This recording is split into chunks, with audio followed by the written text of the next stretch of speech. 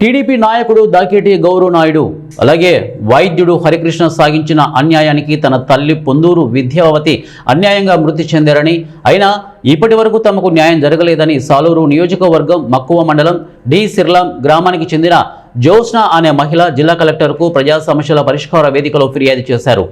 అనంతరం మీడియాతో మాట్లాడుతూ వైద్య ఆరోగ్య శాఖలో ఆశా కార్యకర్తగా పనిచేసిన తన తల్లి పట్ల అక్కసుతో స్థానిక టీడీపీ నాయకుడు దాకేటి గౌరీ నాయుడు అధికారులకు తప్పుడు ఫిర్యాదు చేయగా వైద్యాధికారి హరికృష్ణ కనీసం దర్యాప్తు చేయకుండా అన్యాయంగా తన తల్లిని విధుల నుండి తొలగించారని వాపోయారు.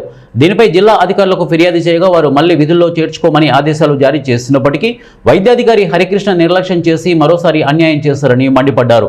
చేయని తప్పుకు మనస్తాపం చెందిన తన తల్లి హార్ట్అటాక్తో మరణించారని కన్నీటి పర్యంతమయ్యారు. అయినా అధికారులు కనికరం లేకుండా ఇప్పటికీ అన్యాయం చేస్తున్నారని తెలిపారు. దీనిపై సాటి మహిళ మంత్రి గుమ్మడి సంధ్యారానికి ఫిర్యాదు చేసినా న్యాయం జరగలేదని వాపోయారు.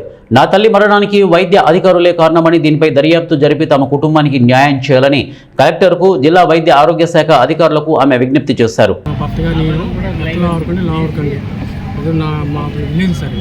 మా ఆవిడతో పాటు నేను ప్రతి ముందుకెళ్ళి నడిపిస్తూ ఆవిడ నడిపించేవాడిని, సాయంగా ఉండేవాడిని. కానీ మా హెల్త్ బాగానే మా ఆవిడకి కొంచెం బాగాలేదు సరే ఫిట్నెస్ చేయించిన తర్వాత మేము ఆవిడ ఫిట్నెస్ చేయించిన తర్వాత డ్యూటీ చేసాం సార్. దినాన్ని తీసుకెళ్ళాము, డెలివరీ కూడా తీసుకెళ్ళిన తర్వాత ఆవిడ సడన్గా అనమాట కొందరు వ్యక్తులు అనమాట ఆవిడ పూర్తిగా నడవలేదని చెప్పేసి దాకా గవర్నమెంట్ వ్యక్తి పూర్తిగా నడవలేదని ఫేక్ సంతకాలు పెట్టేసి సార్ చేసి అనమాట మా మీద కంప్లైంట్ పిహెచ్కి ఇచ్చారు సార్.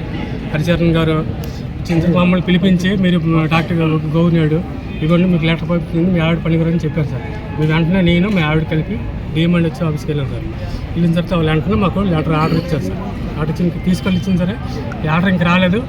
తర్వాత మీకు కవర్ పెడతాం అలాగని చెప్పేసి కనీసం 10 నెలలు తిప్పేశారు, 10-11 నెలలు తిరిగి అలాగే మన సంజయ్ మేడం దగ్గరికి వెళ్ళారు సార్.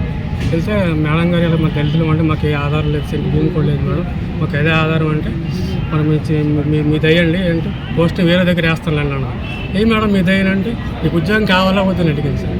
మీ దయ్యని దళితులం కాబట్టి మీరు సరే మేము మీ దయ్యాలని చెప్పేసి కాల్ నమస్కారం పెట్టి కాల్ మీద కూడా పడ్డాం సార్. కానీ ఆవిడ కనికారం లేకుండా బయటకు వచ్చింది సార్. కానీ ఇంతవరకు మాకు ఏ న్యాయం జరగలేదు. నా బావిడ తిరిగి హార్ట్ అటాక్తో చనిపోయింది సార్. మీరే న్యాయం చేయాలని కోరుతున్నాను. పొందూరు శ్రీనివాసరావు సార్. దాకేటి గవర్నమెంట్ దగ్గరికి వెళ్తే మీకెందుకు దళితులు ఎక్కడ అన్ఫిట్ ఉందని, ఆరోగ్యంగా పనికిరాదని, పక్షవాతం కింద కాలు చేయి పడిపోయిందని డాక్టర్ హరికృష్ణ మక్కు పిహెచ్సికి కంప్లైంట్ ఇవ్వడం జరిగింది.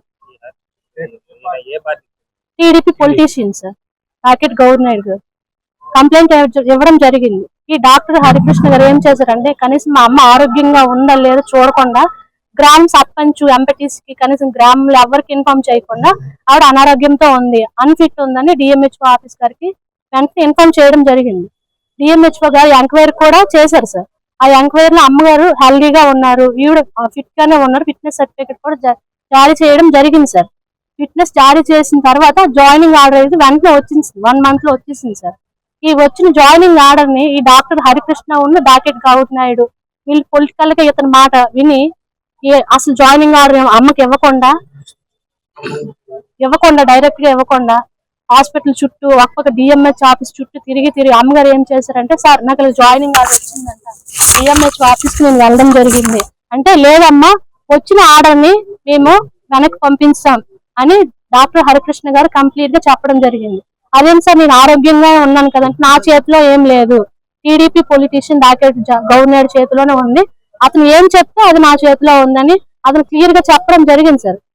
వెంటనే అమ్మగారు ఏంటంటే అప్పటి నుండి ఈ డిఎంహెచ్ఓ ఆఫీస్ కి మెడికల్ ఆఫీసర్ చుట్టూ గ్రామంలో టీడీపీ పొలిటీషియన్ దాకేటి గవర్నర్ చుట్టూ కాళ్ళు అరిపోయినట్లు తిరుగుతూ తన వేధింపుల వల్ల ఇతని దగ్గరికి వెళ్ళి అడిగితేమో నా ఇష్టం, నువ్వు తక్కువ జాతి కులం చెందిందాను, నాకు నచ్చిన వారికి నేను ఉద్యోగం ఇచ్చుకుంటాను, నువ్వేం చేసుకుంటావు ఏం చేసుకో అని కుల వివక్ష కన్నా అమ్మను అవమానించడం జరిగింది, మమ్మల్ని అవమానించడం జరిగింది సార్. ఈ వీళ్ళు చేసిన వేధింపుల వల్ల ఈ అధికారుల నిర్లక్ష్యం వల్ల అమ్మ దాదాపు 10 నెలలుగా ఈ ఆఫీసుల చుట్టూ తిరుగుతూ ఈ అవమానాలు తట్టుకోలేక వేధింపులు తట్టుకోలేక సడన్ గా హార్ట్ అటాక్ తో చనిపోయింది సార్. చనిపోయి ఇప్పుడు 3 months అవుతుంది. సరే అమ్మగారికి న్యాయం జరగలేదు, ఇప్పుడు మా